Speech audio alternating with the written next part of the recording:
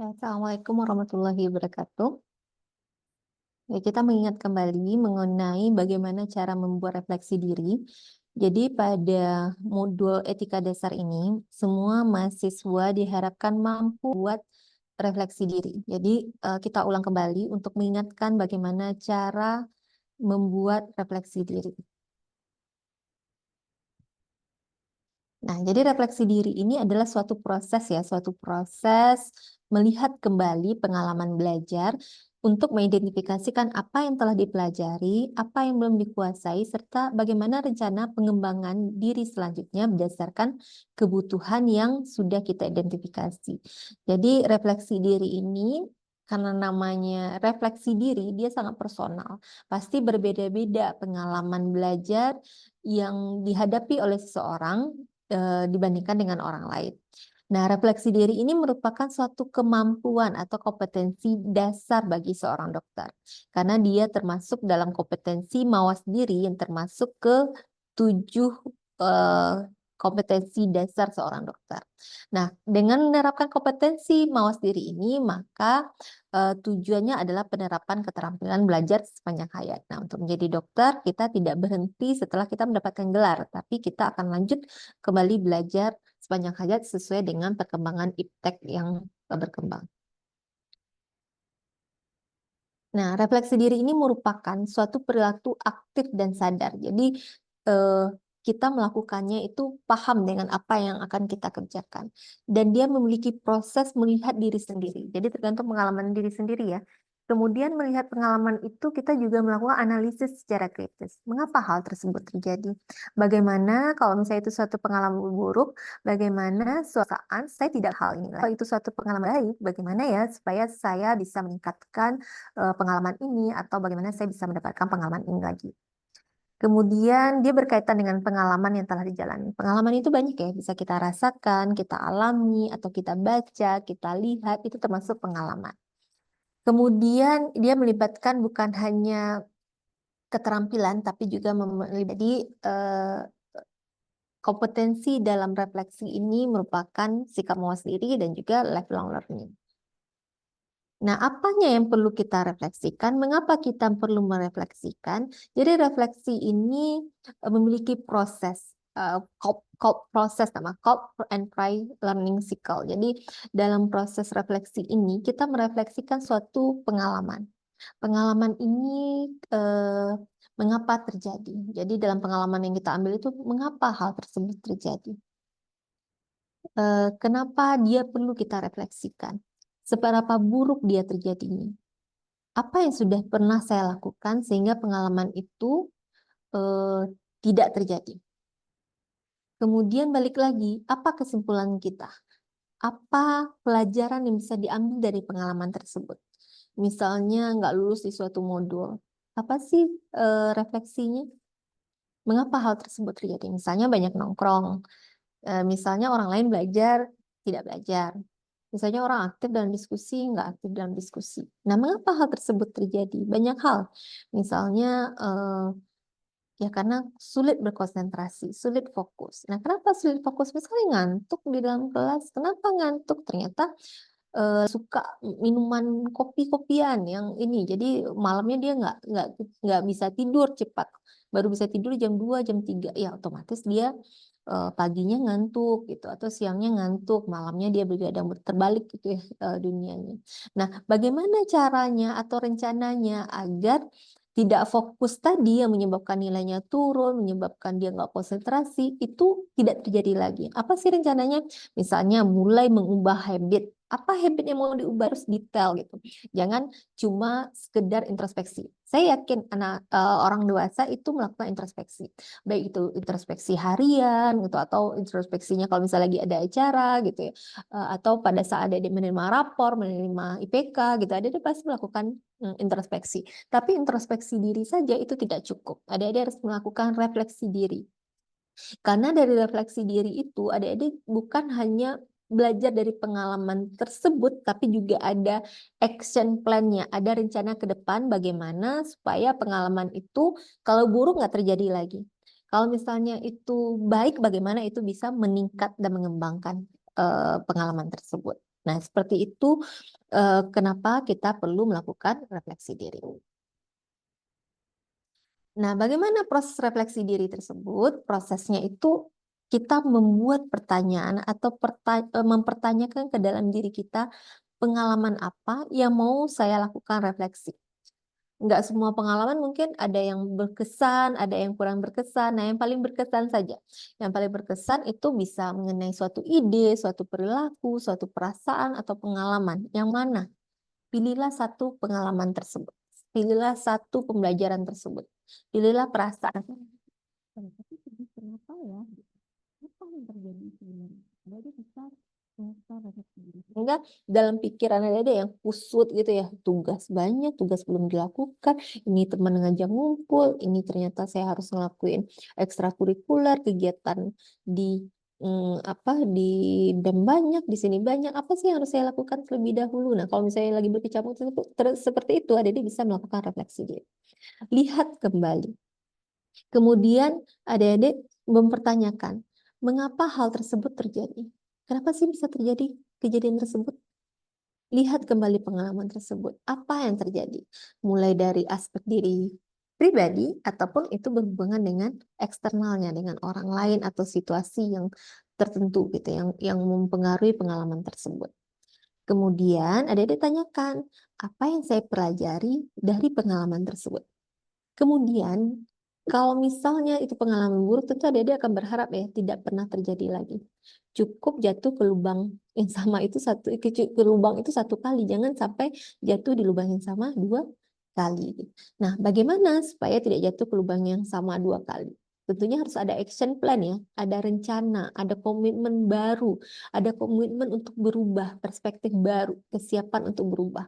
Apanya yang perlu dirubah? Di sana ada jelaskan apa sih yang perlu berubah dalam suatu pengalaman tersebut. Yang penting ya kata kalau orang Minang bilang jangan jatuh di lubang yang sama dua kali untuk pengalaman yang buruk ya. Tapi kalau pengalaman itu baik tentu ya nggak apa-apa lah kita terpapar terus dengan pengalaman yang baik kalau perlu ditingkatkan seperti itu ya. Yang penting ada action plan. Nah, bagaimana tahap melakukan refleksi diri oleh mahasiswa? Pertama, tentukan satu pengalaman belajar yang berharga, yang berarti, yang signifikan. Bahkan adik-adik bisa menceritakannya kembali. Terngiang-ngiang dia. Baik itu terngiang-ngiang itu baik ataupun buruk. Terserah mau apapun pengalaman yang sudah ada dialami, itu yang masih teringat itu berarti pengalaman berharga, baik itu baik ataupun buruk. Kemudian analisis pengalaman tersebut dengan mempertanyakan mengapa hal tersebut terjadi. Apa saja aspek-aspek yang mempengaruhi kenapa hal itu terjadi. Misalnya dari diri kita pribadi, atau ada dari diri orang lain, atau ada dari lingkungan. Itu juga dituliskan di sana. Kemudian masukkan bukti eksternal. Bukti eksternalnya itu misalnya gini, adik-adik merasa pengalaman buruknya seperti ini. Pengalaman buruknya nilai modul adik-adik itu D, padahal sudah belajar. Teman yang menurut adik-adik sama belajar atau apa, dia dapat nilai B atau A. Itu suatu pengalaman yang tidak mengenakan ya. Kan harusnya kalau kita belajar sama-sama, ini tanpa mencontek ya, belajar bersama-sama, melewati proses yang sama, kan sama lah ya. Saya minimal kalau dia B plus, saya B lah gitu kan, nggak jauh beda gitu. Nah, kenapa saya D? Apa yang terjadi di sana? Waktu belajarnya sama, kita sama baca buku yang sama, baca slide dosen yang sama, ujian sama-sama CBT. Kita nggak saling nyontek kok, tapi kenapa ini saya D? Apa ya permasalahannya? Di sana adik-adik cari bukti eksternalnya. Ternyata bisa jadi kalian beda kelompok tutorial. Ya, yang satu aktif sekali di kelompok tutorial, yang lain tidak gitu. Itu juga menjadi bahan bukti eksternal. Atau bisa ada ditanyakan, ingat nggak sih pas waktu kita belajar itu kamu kok dapat B, saya kok dapat D, kenapa ya gitu. Ternyata dia belajar lagi di rumah. Ada enggak, ada merasa cukup dengan belajar bersama tadi gitu. Nah, lihat kembali pengalaman tersebut dan berikan bukti eksternalnya. Kemudian setelah mendapatkan bukti eksternal itu apa sih rencana selanjutnya? Kalau untuk nilai tentu ada berharap ya nilainya yang bagus gitu ya, nilainya yang baik.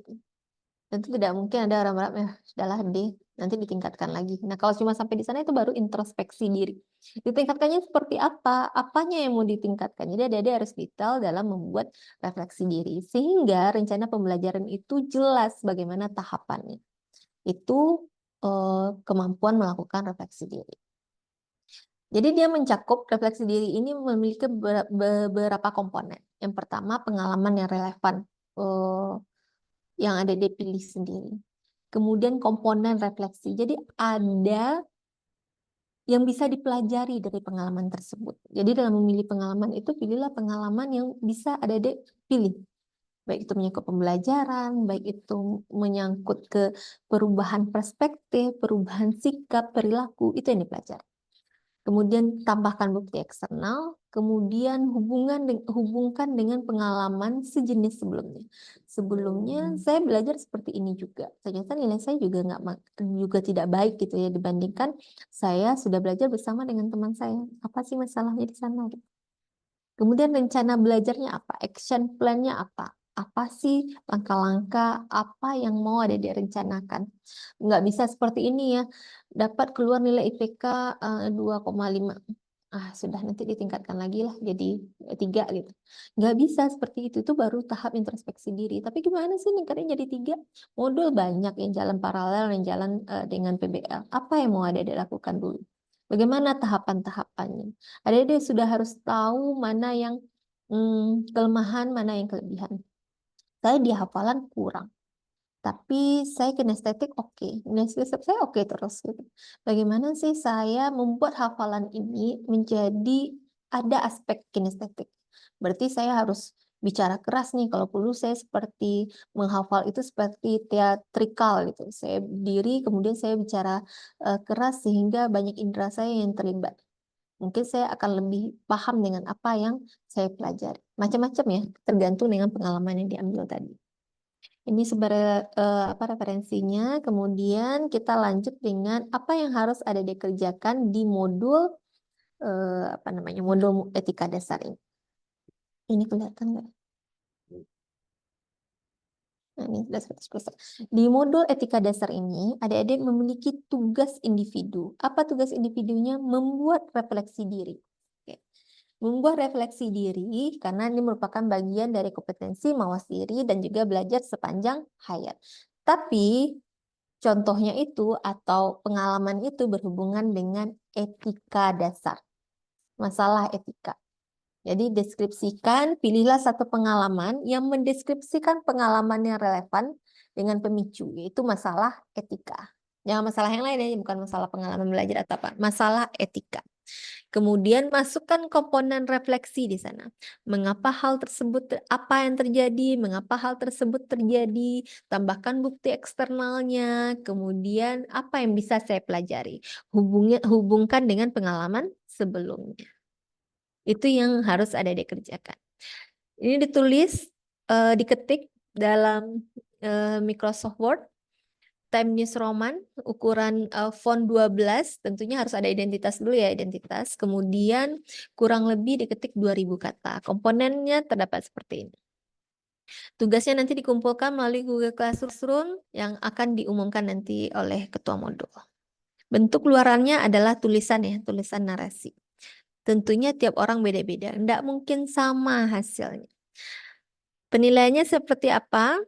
Penilaiannya bagaimana tulisannya, apakah dia sesuai dengan aturan penulisan, pengalaman belajar yang disampaikannya ada atau tidak, gitu ya, menyangkut dengan etika tadi. Kemudian deskripsinya ada tidak, ada bukti eksternalnya enggak, ada integrasi dan analisisnya enggak. Itu yang akan dinilai nanti oleh fasilitator. Kemudian ada dia bisa mengerjakannya dalam beberapa minggu ya, dalam beberapa minggu, kemudian dikumpulkan. Oke, demikian saja. Terima kasih. Assalamualaikum warahmatullahi wabarakatuh.